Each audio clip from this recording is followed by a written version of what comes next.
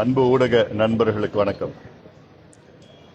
இன்று ரோட்டரி சங்க நிகழ்ச்சிக்காக மதுரைக்கு வருகை தந்திருக்கின்றேன்.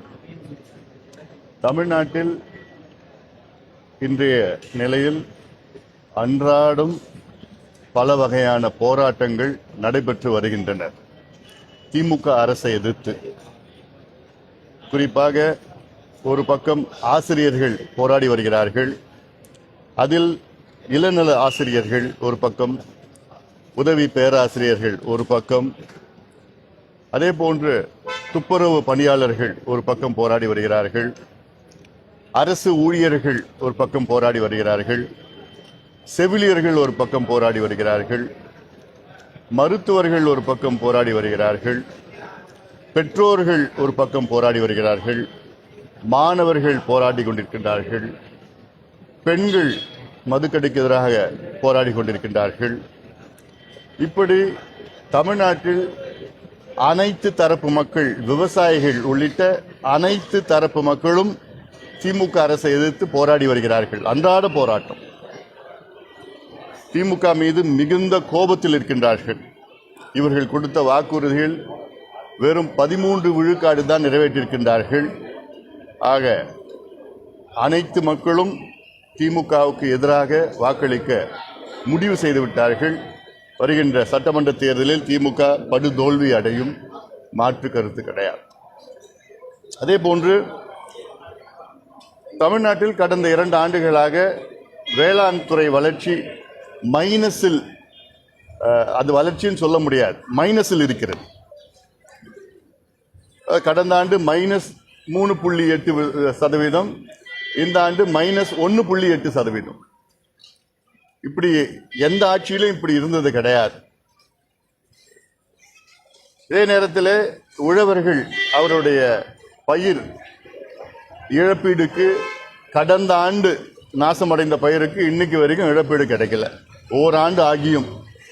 அதாவது இங்கே தமிழ்நாட்டில் ஒரு நிர்வாகம்னு எதுவுமே கிடையாது. முதலமைச்சருக்கு என்ன நடக்குதுன்னே தெரியாது. கடனை மட்டும் வாங்கியிருக்கிறாங்க அதிகமாக. 9,55,000 கோடி கடன்.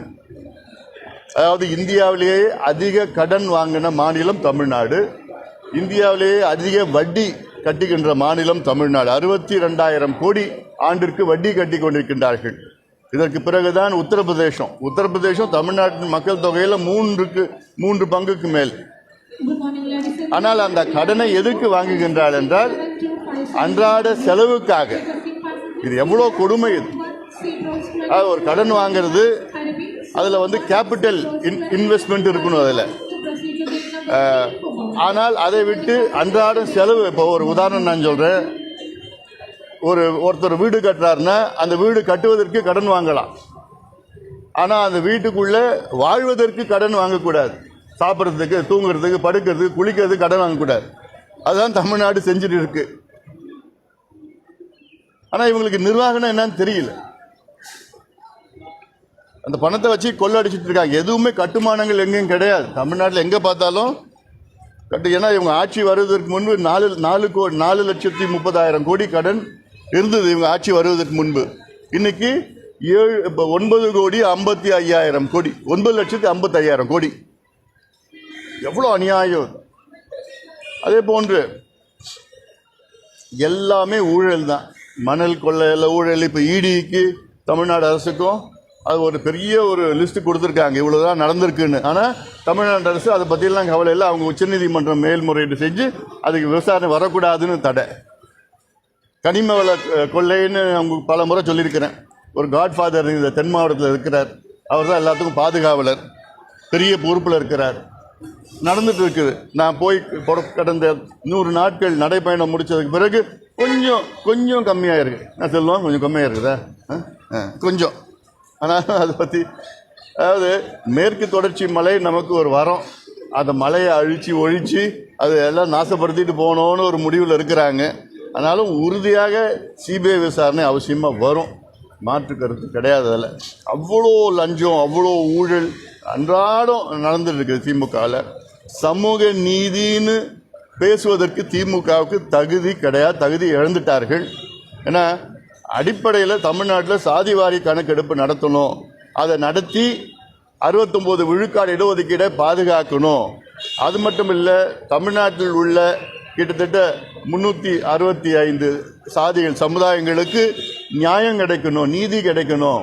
யார் யாருக்கு இடஒதுக்கீடு மூலமாக வேலை கிடைக்கலையோ, இடஒதுக்கீடு மூலமாக படிப்பு கிடைக்கலையோ அவர்களை கண்டறிந்து அவர்களுக்கு படிப்பு, வேலை, பொருளாதார முன்னேற்றம், வீடு கட்டி கொடுக்கறது, கடன் கொடுக்கறது, இதெல்லாம் கணக்கெடுப்பு நடத்தினா தான் கிடைக்கும், தெரியும்.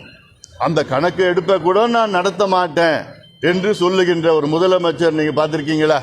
தமிழ்நாட்டில் இருக்கிறார். அவர் பேர் தான் மு.க. ஸ்டாலின். இதே கணக்கெடுப்பு ஆந்திராவில் எடுத்துட்டு இருக்காங்க, தெலுங்கானா எடுத்து முடிச்சுட்டாங்க, கர்நாடகாவில் 2 முறையாக எடுத்து முடித்து விட்டார்கள், ஒரிசால எடுத்துட்டு இருக்கிறாங்க, பீகாரில் முடிச்சுட்டாங்க, ஜார்க்கண்டில் எடுத்துட்டு இருக்கிறாங்க.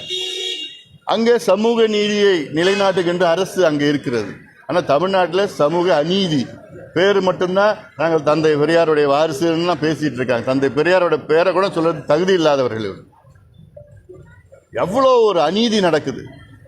கர்நாடகா உயர்நீதிமன்றம் தெளிவான ஒரு தீர்ப்பு வழங்கியிருக்கிறார்கள் 2 மாதத்திற்கு முன்பு. என்னன்னு, மத்திய அரசு மட்டுமில்லை, மாநில அரசுகளும் சாதிவாரி கணக்கெடுப்பு நடத்தலாம், அதில் வைத்து திட்டங்களை கொடுக்கலாம் என்று தெளிவான தீர்ப்பை வழங்கியிருக்கிறார்கள். ஆனால் ஸ்டாலின் அவர்கள் எங்களுக்கு அதிகாரம் இல்லை, எங்களுக்கு இது இல்லை, அது இல்லைன்னு பொய்யை சொல்லியிருக்கிறார். என்ன பிரச்சனை உங்களுக்கு? கணக்கெடுப்பு நடத்துவதற்கு என்ன பிரச்சனை? எவ்வளோ பெரிய பிரச்சனைகள் தீரும், தமிழ்நாட்டில் தீரும். அதனால் இவ்வளோ அநியாயம் நடந்து கொண்டிருக்கின்ற ஒரு ஆட்சி. இதில் என்ன ஒன்று பார்த்தா, தொழில் முதலீடு வந்துடுச்சின்னு ஒரு பொய்யான தகவலை வெளியில் பரப்பி, அதுக்கு பிறகு நான் ஒரு ஆவணத்தை தயார் பண்ணி அதில் சென்னையில் வெளியிட்டதுக்கப்புறம் இப்போ அடங்கிட்டு வாயை யாருக்கும் திறக்கிறது இல்லை. இப்போ 11,32,000 கோடி முதலீடு வந்துடுச்சு, 34 லட்சம் பேருக்கு வேலை கிடைச்சிடுச்சின்னு சொல்லி இந்த பொய்யை முதலமைச்சரும் தொழில் அமைச்சரும் நிதி அமைச்சரும் தொடர்ந்து சொல்லிட்டு வந்திருந்தாங்க. அப்புறம் ஒரு புத்தகம் போட்டோன்னு அடங்கிட்டாங்க, வாயை இப்போ திறக்கிறது கிடையாது. 80% வந்துடுச்சு, 90% வந்துடுச்சு. எவ்வளோ தெரியுமா வந்திருக்குது? 8.8 விழுக்காடு தான், 8.8% தான் தொழில் முதலீடு வந்திருக்கு. 1 லட்சம் கோடிக்கு கம்மியாக வந்திருக்குது. அதில் தமிழ்நாடு அரசு அமைச்சரவையில் ஒப்புதல் அளித்தது பார்த்தீங்கன்னா கிட்டத்தட்ட 1,56,000 கோடிக்கு தான் ஒப்புதல் கொடுத்துருக்குறாங்க. அப்புறம் எப்படி 11 லட்சத்துக்கு மேலே வந்திருக்குன்னு எப்படி பொய்ய சொல்கிறீங்க? இது பொய்யான ஒரு ஆட்சி நடந்துட்டு இருக்காங்க. நிச்சயமாக இந்த தேர்தலில் படுதோல்வி அடையும் திமுக, படுதோல்வி அடையும். அதில் நம்ம பார்க்க தான் நம்ம போகிறோம். அதனால் இது மக்களுடைய நிலவரம் இது. அதனால் இன்னும் இருக்கிற ஒரு 2 மாதத்துலையாவது நல்லது கொஞ்சம் பண்ணிட்டு போங்க. இந்த கணக்கெடுப்பு நடத்துங்க, விவசாயிகள் பிரச்சனை தீருங்க. நீங்கள் கொடுத்த வாக்குறுதி கொடுத்தீங்க, அரசு ஊழியர்களுக்கு பழைய ஓய்வூதியத்தை கொடுப்போம் என்ற வாக்குறுதி, செவிலியர்களுக்கு வாக்குறுதி, துப்புரவு பணியாளர்களுக்கு வாக்குறுதி. ஏன்னா எல்லாமே நீங்கள் ப்ரைவேட்டைஸ் பண்ணிட்டு இருக்கீங்க, தனியார் மயமாக்கிட்டு இருக்கீங்க. போக்குவரத்து துறையை பார்த்தீங்கன்னா நீங்கள் தனியார்கிட்ட பேருந்து வாங்கலான்னு ஒரு சட்டம், ஒரு ஆணை. அப்போ என்ன, எதுக்கு தான் நீங்கள் இருக்கிறீங்க? எல்லாத்தையும் வித்துட்டு போகிறது, தனியார்கிட்ட ஒப்படைச்சிட்டு போகிறதுக்காக நீங்கள் இருக்கிறீங்க. என்ன அரசாங்கம் இது? கேள்விகள் என்ன இருக்காப்பா? நிச்சயமாக இருக்காதுன்னு நினைக்கிறேன். விரைவில் எங்கள் கூட்டணியை நாங்கள் அறிவிப்போம். பேச்சுவார்த்தை அதாவது விரைவில், இன்னும் 2 மாதம் இருக்குல்ல, அறிவிப்போம். பேசிக்கிட்டு இருக்கிறோம், பேச்சுவார்த்தையில் இருக்கிறோம். ஆனால் நான் மறுபடியும் சொல்கிறேன், இந்த தேர்தலில் திமுக படுதோல்வி அடையும், எங்கள் கூட்டணி மிகப்பெரிய வெற்றி அடையும். அது மட்டும் நான் உறுதியாக சொல்கிறேன். நான் இன்னைக்கு கூட்டணி எதை பற்றியும் என்னால் பேச முடியாது. உறுதியாக இன்னும் கொஞ்சம் நாளில் கூட்டணி முடிவாகும். பெரிய கூட்டணி, நல்ல பலமான கூட்டணி, மெகா கூட்டணி முடிவாகும். எங்கள் கூட்டணி நிச்சயமாக வெற்றி பெறும்.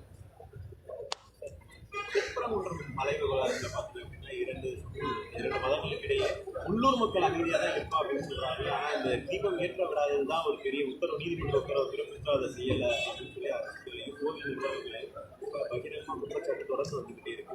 உள்ளூர் மக்களும் போராட்டம். அதாவது ஆன்மீகத்தை வைத்து அரசியல் செய்யக்கூடாது, அதுதான் ஒரு நிலைப்பாடு.